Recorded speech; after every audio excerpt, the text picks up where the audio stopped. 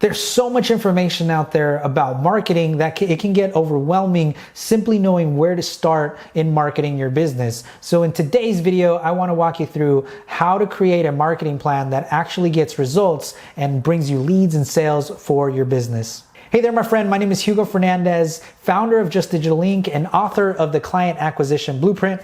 And in today's video, I'm going to give you a 5-step process for creating a marketing plan. And it starts with answering these 5 questions. Number 1 is, what am I selling? Number 2 is, what is my goal?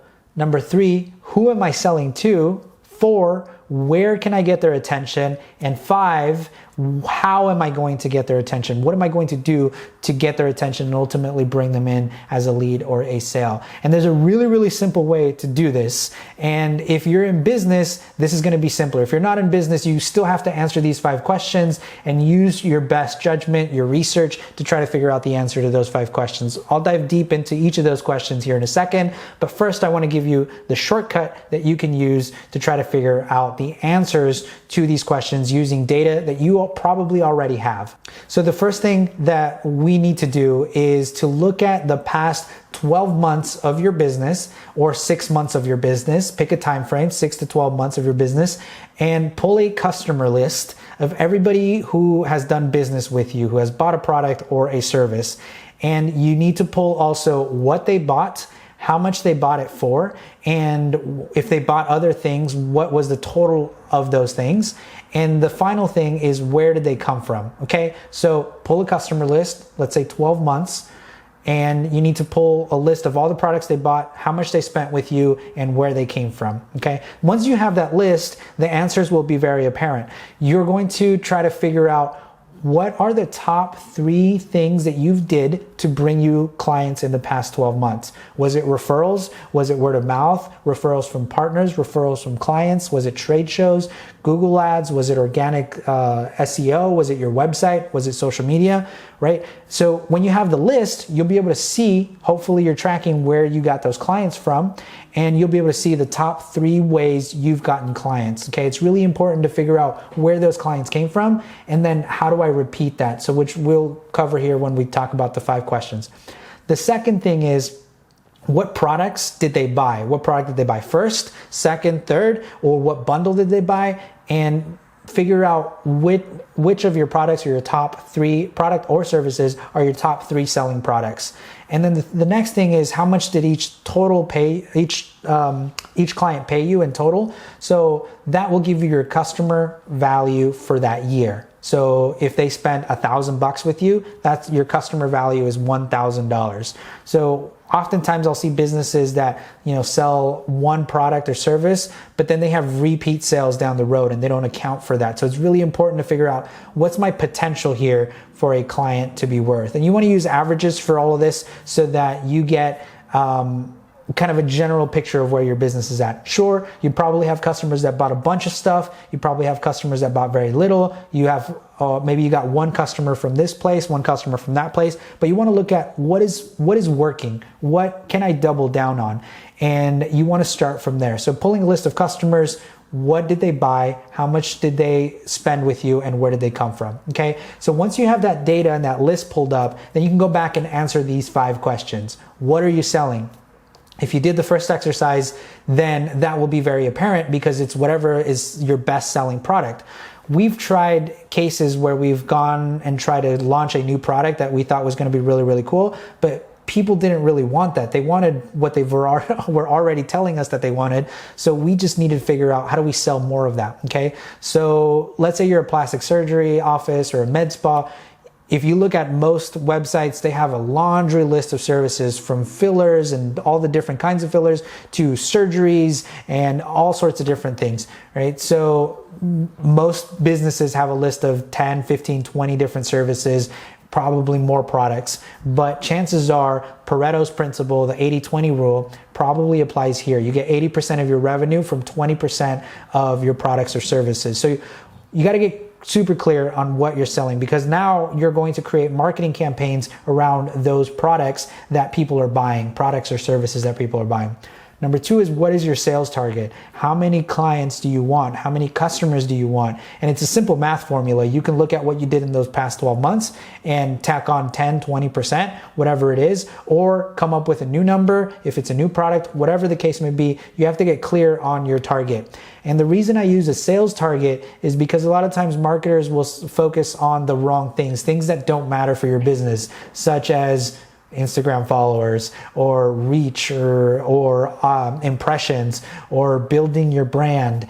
And those are just lame excuses for not knowing how to get results. Those things are important, right? There's a time and place for that, and we really focus on that in other areas. But when you're creating a marketing plan, especially if you're a small or medium-sized business with employees, a sales force, people counting on you, and you have to bring in revenue, and you're in charge of bringing in revenue. That's the whole goal of marketing, is to bring in people, qualified people who know about your business, and then convert that into a sale, whether it's e-commerce or through your sales force. But you need to bring in qualified people, and ultimately your success is going to be measured in terms of sales and revenue.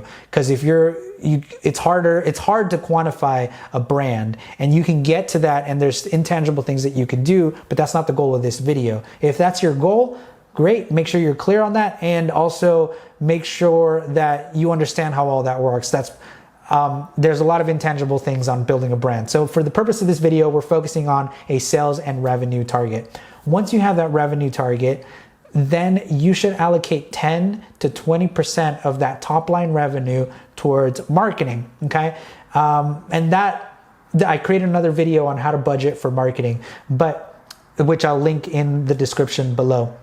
The third question you need to ask yourself is, who are you selling to? Who's your audience? Who's your best customer for this product or service? So you can go back to your customer list and pick out your top favorite customers that stand out, or you could also pick out the people who spent the most money with you and try to deconstruct their life and figure out what is important to them, who are they, where do they live, and try to get to know them as best you can, and jot all of these down. There's worksheets all over the internet for creating a customer avatar. That's what we're talking about here, but we're really just trying to figure out who you're selling to, who's that individual on the other side that will buy your products or your services, okay?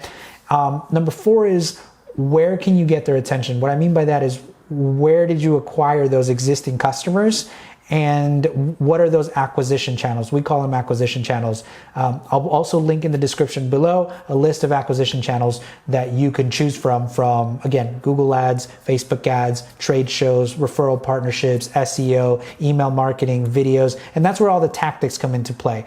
But if you have a list of customers, you acquired them from somewhere. Where did you get them, right? And then you figure out, how do I improve that? If you're like a lot of businesses, you're relying on referrals and word of mouth. How do you create intentional and good word of mouth? How do you improve your partner relationship so they send you referrals? Do you have a system in place for requesting referrals when a customer buys from you? All of those things become a part of your marketing plan. And so you want to pick the things that are working and do more of that, and then find new things to explore. You don't want to go and just start a TikTok account and think that that's going to bring you a bunch of leads and sales.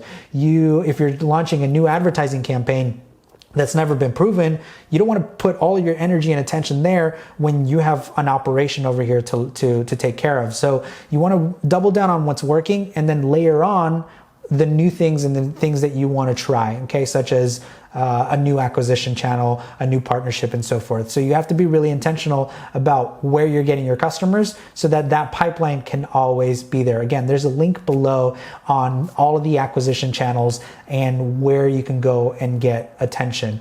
But you should limit yourself to 3 to start that you master, and then add new acquisition channels as we go. Right? So for us, we know that our referral partners get us clients. So how do we create a relationship or a system that builds the relationship with them? Are we proactively reaching out to new referral partners? We also know that SEO brings us good clients. So are we consistently publishing content? Do we have the proper SEO on our websites to be able to bring us clients? We also know we get clients from Google Ads. So we never stop, or try to never stop, advertising on Google so that we can always get clients. Okay, so those are our 3 acquisition channels. Yes, we get clients from YouTube, from Instagram, Facebook. Oftentimes though, what that does is that is from a referral partner, somebody who I haven't talked to in 2 years, sees a video and they say, hey, I have a referral for you, because they're thinking of me and I stay top of mind, right? So that is question number 4, is where can I get their attention? And for us, it was referral partners, Google Ads, and SEO. Number 5 is how will you get their attention? That is your messaging, those are your offers, those are your discounts, your coupons, your special sales, your lead magnets. So for us, we have our contact page, right? So we want to make sure that's optimized. We have individual service pages on our website where people can go and learn about those services and fill out a form or call, right? And we also have free content that people can download, such as the acquisition channels. That is the link down below, right? That's something that businesses want. So we give that to them for free in exchange for their contact information, and now they'll get future videos from us. Maybe they'll buy 6 months, 12 months down the road. Maybe they'll buy next week, right? So those are my different offers on how to get attention. For your business, it will be different. But once you have these 5 questions answered, you will have the beginning, and probably 80-90% of your marketing plan will be done. Now it's just figuring out the tactics. And what you want to do, this is a bonus tip, is you want to create actionable things that you can do every single day or every single week to keep moving things forward. So for us, it's spending an hour on content, spending an hour on SEO, and spending an hour doing videos. And that is our marketing activities, right? So that's just a very simple example, but you want to budget out both time and money to actually start implementing these things. To recap, the 5 things are: what am I selling? What is my goal or my sales target? Who am I selling to? Where are they and where can I get their attention? These are your acquisition channels. And 5 is how will I get their attention? How do I get those people to know about me and then convert into a lead and follow up with them? There's a lot of other tactics and strategies, but if you answer these 5 questions, you're going to be so much further ahead. You're going to have a ton of clarity, and you're going to be able to filter out a lot of the noise to figure out what is actually going to drive results for my business.